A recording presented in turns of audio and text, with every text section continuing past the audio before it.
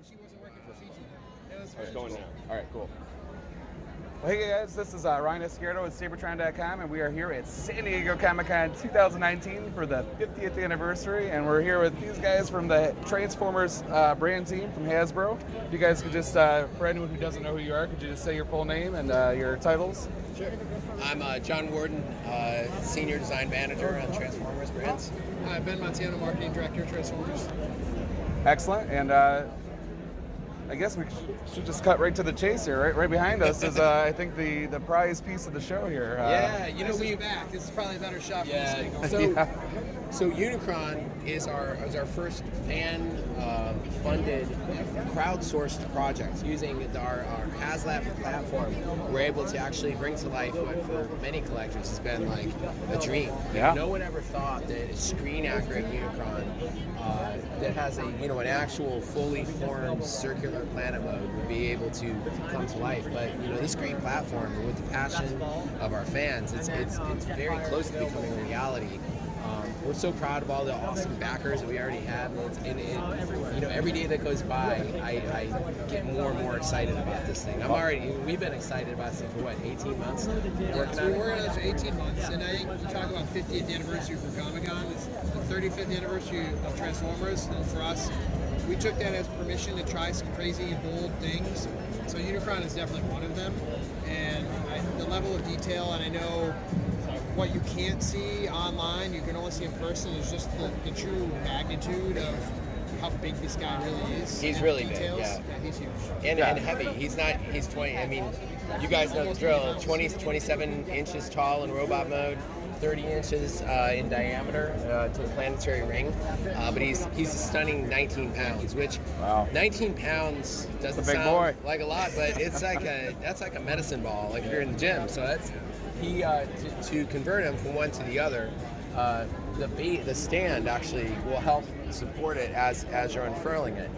Lots of fans have asked, do I need the stand for planet mode? Obviously you need it for planet mode, but you do not need it for the robot mode. You can pose them out in lots of cool ways on the using the robot mode, but it's mostly there to support the planet mode.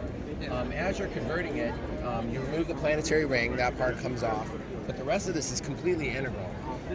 One thing that's really fascinating about this, and I think Kunihiro-san touched on this in the panel, is because this is a sphere, all of the pieces, the tectonic plates, if you will, slide and move and shift and form around it. And they have to be synchronized in such a way that all of their dimensions kind of drive the size of the sphere. So it's like this crazy puzzle between like when Kunihiro had to increase certain parts of the robot mode, the overall diameter of the sphere changed, and then when that changed, it goes back, changes the arms. So it's like this giant puzzle, and it took that long to figure out. And on top of it, even some of the fun, like the spikes around the side, it's almost like a belt of spikes, the way it plays out, the way it then rests in robot mode. And then actually, the way, since we're looking at the back, this is that signature scene where the fists open up in the '86 movie.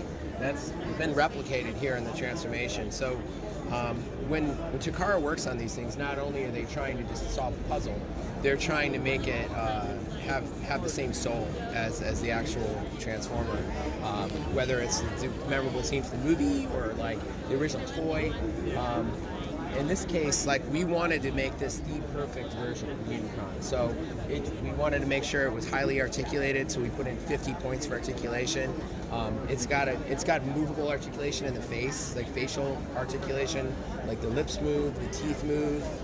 There's a slider, you can actually make the eyes move back and forth. Oh, really?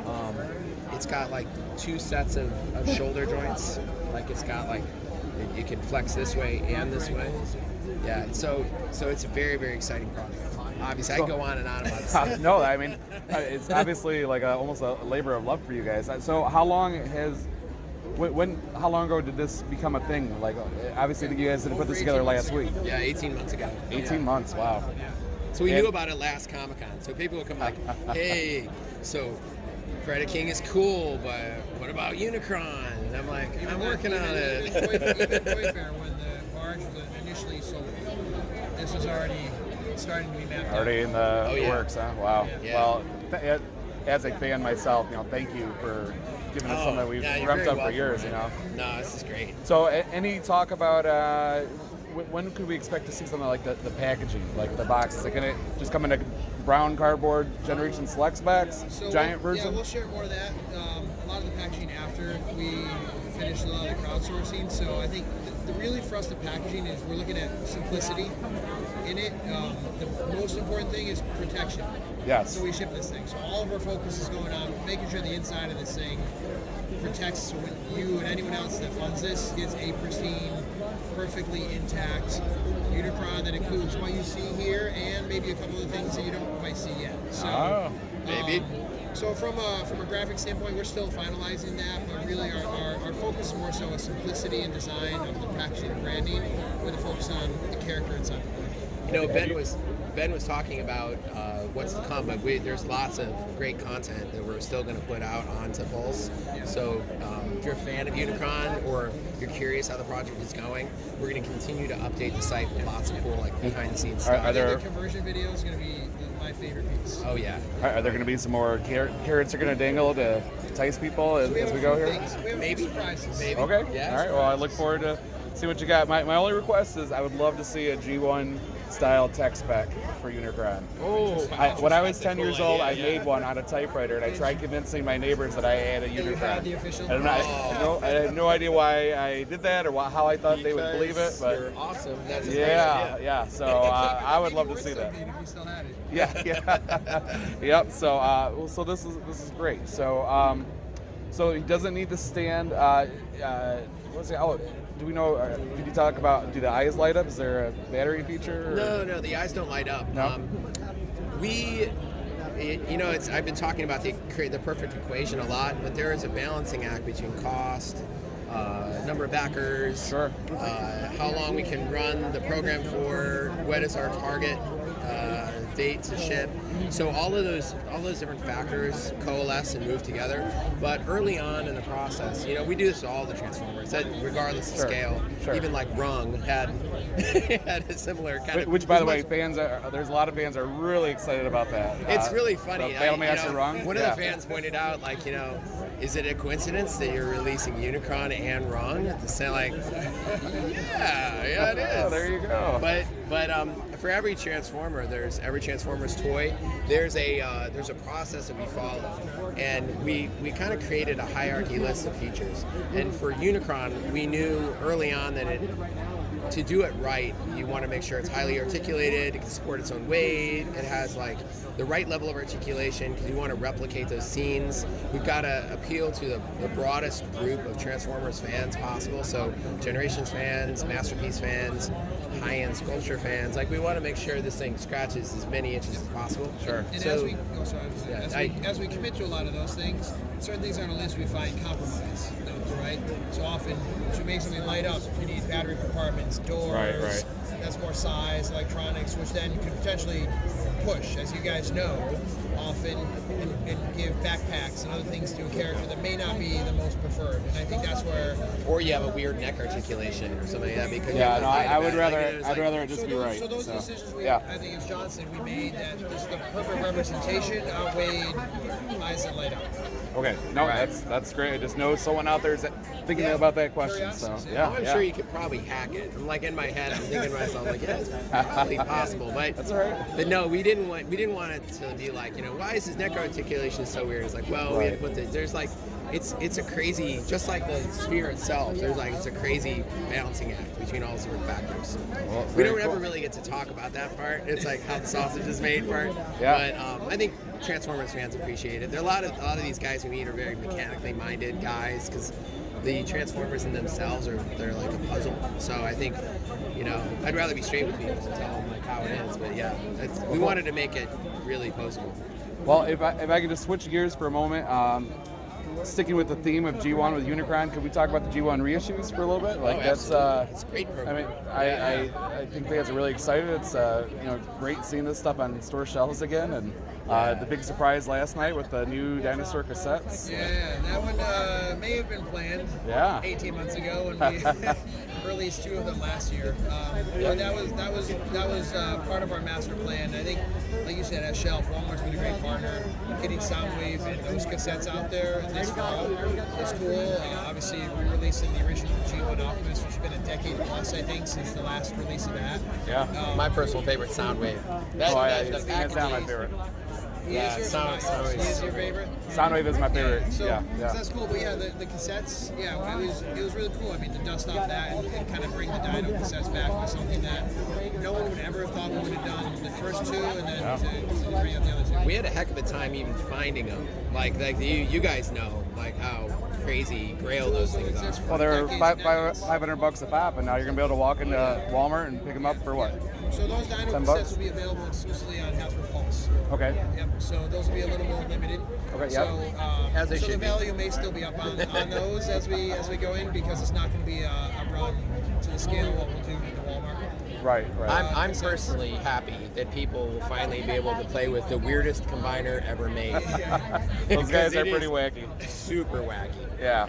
Well, thank you. That's as someone who's wanted those for so long, it's nice to get some. And they have tech specs in the back. I saw that, and there's pictures of it already on Seibertron.com. So, are there other plans coming down the pipe, or when might we find out more information about what's coming down the road for G1 reissues?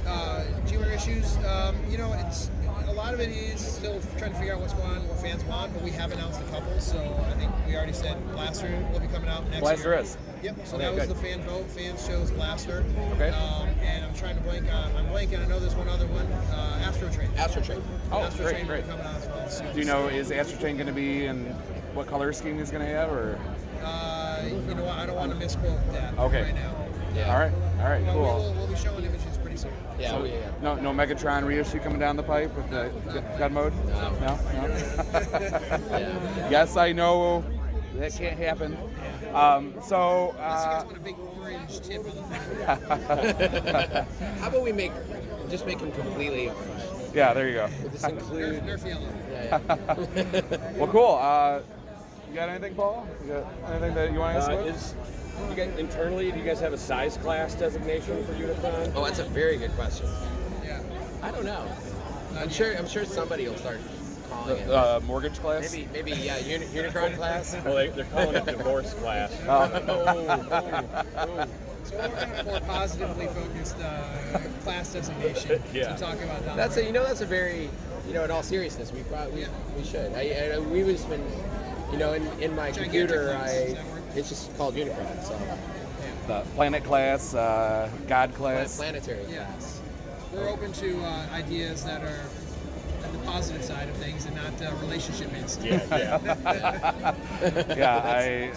Well, Well, one thing we didn't see anything new of today was the studio series. Is that Yeah, I got to think be some new stuff coming, right? Maybe around New York. That collection's been great. Our intention is to continue, and we will have more share soon. There was just so much to share this week that Yeah, it just would have gotten noisy. We Right, shared too right. much, yeah. And I think what I'm excited too is that Hasbro is going to be participating in more conventions around the world. So you'll hear and see us in Canada. We'll be in London. We'll be in Mexico. So we want to make sure the fans around the world get a chance to see some toys for the first time. So Studio Series, expect to see more of that soon. when can we expect to see Devastator fully revealed? We haven't committed to a date yet, to be honest with you, and you want to too. We haven't seen it yet, so No. I think when we're ready to show all the toys done, it's got to be the right time. So if I put a date now and the toy is not ready and the promos aren't ready, we'll hold it back. So when that thing's fully grown. Right now we have 4 or 5 of the parts. Yeah, And we're the rest halfway we there, have- right? And the rest we have all grown in like 3D printed parts that we just kind of put together. Okay. So we've seen that, which is cool, but that's It's not big. It's real big. It is big. It's what's cool about that Devastator, not to go completely crazy off script, but I think it's what's cool about it when we've seen it sitting around is that it's like thick. It's not just like Titan class guys. A lot of times are just tall. I mean, like Credit King or even Omega Supreme. Like And we showed tall. last October kind of a SLA. right? Yeah. Together. And he's just like he's like a monster. Like he's everything about him is thick. He's just got like thick legs, thick torso. Do you know how tall he's going to be? I don't want to misquote, but, No? Okay. but he is pretty huge. He's not as big as that great Devastator. No, he's not. He's not going to break any He's records hunched at this over. height. He leans 'cause forward. He's just strange. He's weird Right. proportions. He's like a ogre. The fun with that toy is, I mean, that may push up there with the amount of time to create this, because we had to basically did. start. Yeah, we've been we working had on to it for a create long time. all 8 of them from the beginning and figure out all the connections, the conversions, and then obviously from there we have kind of parsed out the sculpt detail and all the other elements, the later products. But we had to solve for the combiner from day one. Yeah, and Hasui-san, who worked on that every piece, and so you can imagine the madness of designing that many Transformers, all different, like We said you're Voyager, going to make Leader, 8 like toys at one time, 2 years before any of them come out. Go. Wow. poor guys. Well, that's awesome. Well, I keep saying this is kind of like the golden age of Transformers, Oh, and thank you. this is spectacular. And seeing this in person is amazing. It's huge, and Yeah. I think a lot of fans are so happy with what you guys are doing. So thank you. My favorite toy right now, it lists Yes, as yes, what is your favorite toy? Is Galactic Man. Galactic Man, I love it. Yeah. Radio Shack or Shackways. Because when you you got the pin, yeah. There you go. Because when you started, Ryan, you're like 35th anniversary. We looked at this year and said, how mad can we go? Yeah. Unicron, the reissues, the dinos, Galactic Man sitting in a meeting. I think it may have been John or someone on our team brought up, hey guys, there was this silver toy. Who remembers? Like, we're doing it. And there was no argument. It was a hands down. Everybody's in. So I think that's one of the great things about working on Transformers is we have this weird sense of humor that we think some things are cool, and I think I've been Like to it enough goes events like this, and it's like some things are just weird enough to work, and if you listen to what fans are talking about, you start to realize that we all like the same weird things. So. Yes, we do. Well, excellent. Well, thank you again, guys. I appreciate you taking Thanks, a Ray. moment It's with us always here a at pleasure. Seibertron. Thanks a lot. Yeah, thank you. Bye, guys. All right, and that's it.